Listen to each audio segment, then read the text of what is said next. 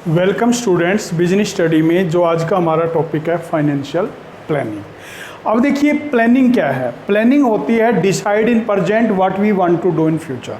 Present में ये decide करना कि आप फ्यूचर में क्या करना चाहते हैं, वो किस में आता है? प्लानिंग में आता है।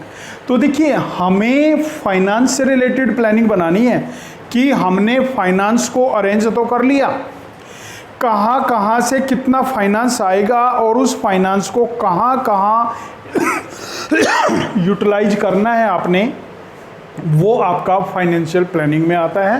तो financial planning regarding future financial requirement, यानी फ्यूचर में फाइनेंस की क्या रिक्वायरमेंट होगी, क्या प्रोक्योरमेंट होगी और उसका यूटिलाइजेशन किस प्रकार से होगा, जिससे कि हम अपने ऑर्गेनाइजेशन के जो ऑब्जेक्टिव्स हैं उनको इजीली अचीव कर सकें। ये हमारा किस में आता है?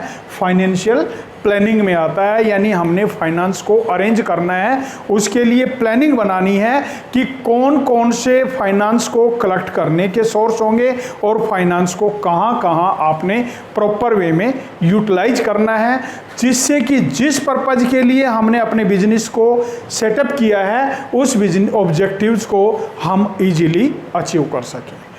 अब इसमें प्रोसेस आता है, तो प्रोसेस में आता है डिटर्मिनेशन ऑफ फाइनेंस ऑब्जेक्ट। सबसे पहले हमारे जो फाइनेंशियल ऑब्जेक्ट हैं उसको डिटरमाइन किया जाता है। तो हमारे जो फाइनेंशियल ऑब्जेक्ट हैं शॉर्ट टर्म और लॉन्ग टर्म। तो जो शॉर्ट टर्म फाइनेंशियल ऑब्जेक्टिव है उसमें होता है कि हमारी लिक्विडिटी को मेंटेन करना।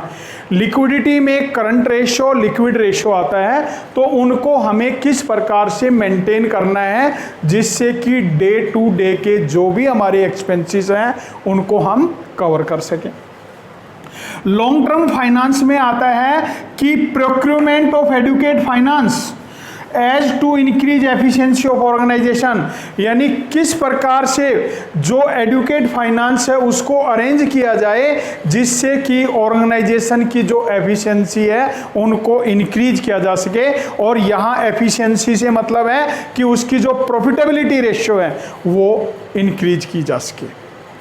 इसके बाद फाइनेंशियल पॉलिसी। फाइनेंशियल पॉलिसी में आता है capitalisation policy, capital structure policy, fix asset management policy, dividend policy, working capital management policy, credit policy. इन सभी को फाइनेंशियल जो आपकी पॉलिसीज़ हैं उनमें कि मतलब एक प्लानिंग बनाई जाती है कि किस प्रकार से हमारा कैपिटलाइजेशन पॉलिसी होगी, किस प्रकार से कैपिटल स्ट्रक्चर पॉलिसी होगी, फिक्स एसेट का मैनेजमेंट किस प्रकार से किया जाएगा, शेयर होल्डर को जो डिविडेंड का डिस्ट्रीब्यूशन है वो किस प्रकार से होगा, जो हमारी वर्किंग कैपिटल है उसका मैनेजमेंट किस प्रकार से होगा, और हमारे बिजनेस की जो क्रेडिट पॉलिसी है वो क्या होगी, उन सभी को इसमें प्लानिंग के थ्रू मेंशन किया जाता है।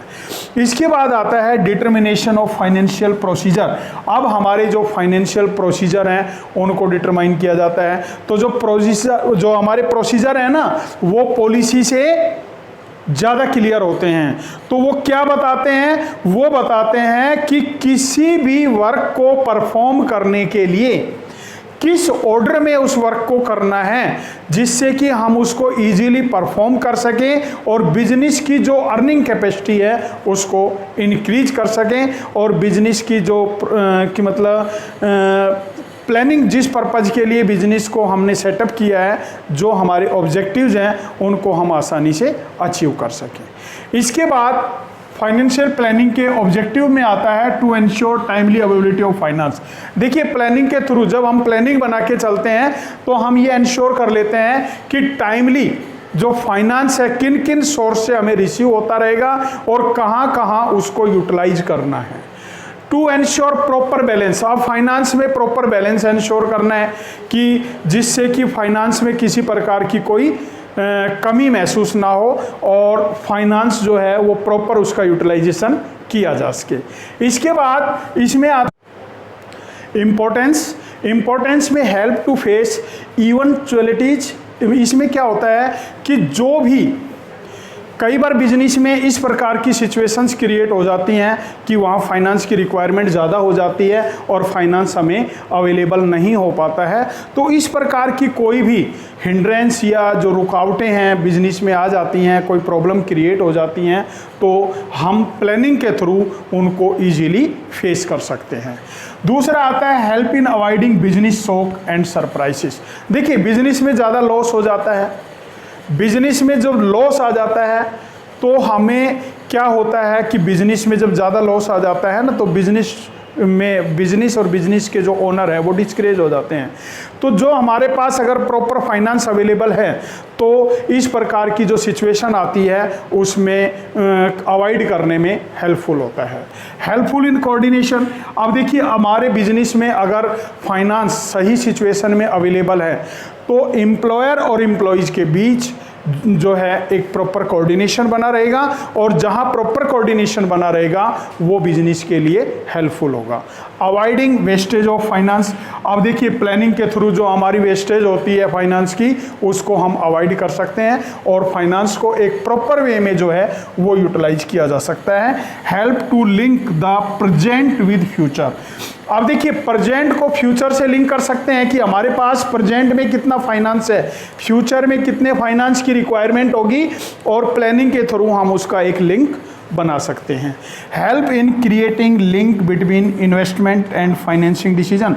अब देखिए, इन्वेस्टमेंट डिसीजन में कल आपको बताया था कि आपने कोई इन्वेस्टमेंट परचेज करनी है, फिक्स एसेट्स आपने परचेज करनी है, आपके पास प्रॉपर फाइनेंस है तभी आप उसको परचेज कर पाएंगे, अदरवाइज उसको परचेज नहीं कर पाएंगे। फाइनेंशियल डिसीजन में आपने फाइनेंस का डिसीजन लेना है कि फाइनेंस को शेयर कैपिटल के थ्रू अरेंज करना है, प्रेफरेंस शेयर के थ्रू अरेंज करना है, या इक्विटी शेयर के थ्रू अरेंज करना है, या डिवेंचर इशू करने हैं, या रिटेन अर्निंग के थ्रू अरेंज करना है, या लोन लेना है बैंक से। तो उनके डिसीजंस लेने में भी हमारा जो फाइनेंशियल प्लानिंग है वो हेल्पफुल होता है, और प्लानिंग के थ्रू हम फाइनेंस को कंट्रोल कर सकते हैं, जिससे कि इसकी जो वेस्टेज होती है उसको कम किया जा सकता है।